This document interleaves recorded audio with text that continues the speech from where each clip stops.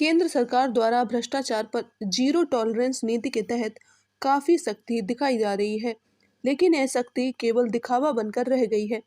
RTI foundation के अध्यक्ष संजय दीक्षित के मुताबिक केंद्र सरकार के अधीन आने वाले केंद्रीय लोक निर्माण विभाग द्वारा किए गए निर्माण कार्यों में भ्रष्टाचार का मामला सामने आया है।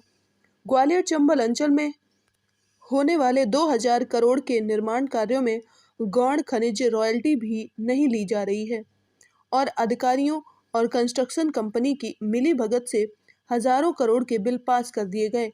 इस तरह से केंद्र सरकार को 50 से 100 करोड़ का नुकसान हुआ है।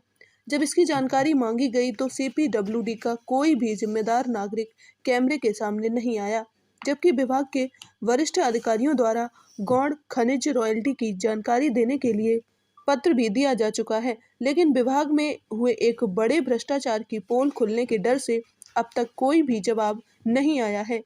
बड़ा सवाल यह है कि भ्रष्टाचार पर जीरो टॉलरेंस नीति क्या केवल एक मजाक बनकर रह गई है? तो और क्या कह रहे हैं आप? आपका अधिकारी का तो ऑथराइज व्यक्ति का नंबर दीजिए। आप ऑथराइज आदमी से उनका नंबर दीजिए ना, हम उनसे बात करेंगे। नहीं है, जब वो कार्यालय में उपलब्ध होंगे तब आप तो कार्यालय में उपलब्ध रहेंगे तभी उनसे बात हो पाएगी। ऐसे आपको बिना कोई बात नहीं, यही चीज सीएम को भेजी जाएगी, चिंता मत करिए। ये क्या बोल रहे हैं? आ नहीं सकते यहाँ पर। अरे आप सर अभी कोई हमारा उसमें वही आप ये ऑथराइज मतलब हम ऑथराइज नहीं है, हम ऑथराइज नहीं है ना भाई। आप जो भी अधिकारी होता है वो जवाब दे हमेशा। ना आपका नंबर भी नहीं मिला कल तो हमें पूरे ऑफिस में। तो ऐसा क्या है कि मतलब आपका नंबर भी देने में परेशानी होती है? क्या हम आपको परेशान करते हैं? क्या करते हैं? क्या दिक्कत है? अब हम इसमें कुछ नहीं कह सकते। आपको नंबर आपको वहाँ से लेना पड़ेगा। किससे लेना पड़ेगा नंबर? यही तो पूछ रहे हैं। किसको क्या नंबर किससे लेना पड़ेगा? हमको नंबर किससे मिलेगा? जैसे आपका नंबर चाहिए, अधिकारी नंबर चाहिए, अधिकारी का नंबर आप जवाब के लिए अगर ऑथराइज होंगे तो जवाब नंबर हम उनसे पूछ लेंगे। फोन नंबर देने में क्या बात करके आपको देते हैं, वो कहेंगे अगर हाँ तो बात कर लीजिए। मेरा नंबर लिख लीजिए।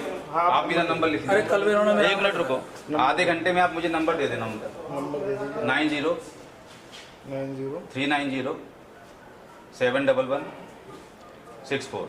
ठीक है, ठीक है, 64। ठीक ऐसा थोड़ी होता है, अधिकारी को जवाब दीजिए। सीपीडब्ल्यू में किस तरह का आपने भ्रष्टाचार किया है? क्या मामला है? सीपीडब्ल्यूडी में जो निर्माण कार्य किए जाते हैं उनमें जो गौण खनिज लगता है, सीमेंट लगता है, सरिये का उपयोग किया जाता है, तो उसकी रॉयल्टी शासन को दी जाती है। और उन्हें लिख के मुझको दे दिया है कि ऐसा कोई रजिस्टर, ऐसी कोई जानकारी हमारे पास नहीं है। 38 एग्रीमेंट किए हैं इनने। उन 38 एग्रीमेंटों में कम से कम 2000 करोड़ का पेमेंट किया है। उसमें 50 करोड़ से भी ज्यादा का ऊपर का खनिज रॉयल्टी की चोरी की गई है। ठेकेदार और इंजीनियरों ने मिलके गबन किया है शासन की राशि का। जो राशि शासन के खाते में जमा होना चाहिए वो इनके खाते में जमा, आपने अपना निजी लाभ में उपयोग में लिया है। किस तरह की रॉयल्टी इन्होंने चोरी की है? और रॉयल्टी के बिना बिल पास नहीं होते हैं जी। उसमें क्या कहेंगे? हाँ, ये शासन का मत पे शासन का रूल है। रॉयल्टी जब भी निर्माण कार्य का कोई भुगतान किया जाता है तो प्रत्येक बिल से रॉयल्टी काटी जाती है। जो इनके पास उपलब्ध नहीं है, उन्होंने लिख के दिया मुझको। मैंने इसकी शिकायत केंद्रीय मंत्री हरजीत सिंह पुरी से भी की। उन्होंने लेटर जानकारी देने के लिए डीजी को भेज दिया, डीजी ने एडीजी को भेज दिया, एडीजी ने अधीक्षण यंत्री को भेज दिया, और अधीक्षण यंत्री ने दोषी अधिकारियों को भेज दिया। तो उन्होंने अपने आप को क्लीन चिट दे दी कि साहब ये दस्तावेज हमारे पास नहीं है उपलब्ध, जांच नहीं कर रहे हैं जी। अभी किस तरह का आरोप? 50 करोड़ से ज्यादा ऊपर का घोटाला किया गया है सीपीडब्ल्यूडी केंद्रीय परिमंडल नंबर 1 ग्वालियर में। जो दस्तावेज मेरे पास हैं। इसमें क्या ऊपर के मंत्री वगैरह और भी कोई शामिल? बिल्कुल। इसमें अपर महानिदेशक भोपाल, केंद्रीय लोक निर्माण विभाग के अपर निदेशक भोपाल, अधीक्षण यंत्री मिश्रा और केंद्रीय लोक निर्माण विभाग नंबर 1 का अधीक्षण यंत्री वो कार्यपालन यंत्री जी पूर्ण रूप से जिम्मेदार हैं। शासन की गाइडलाइनों का उल्लंघन कर रहे हैं जी।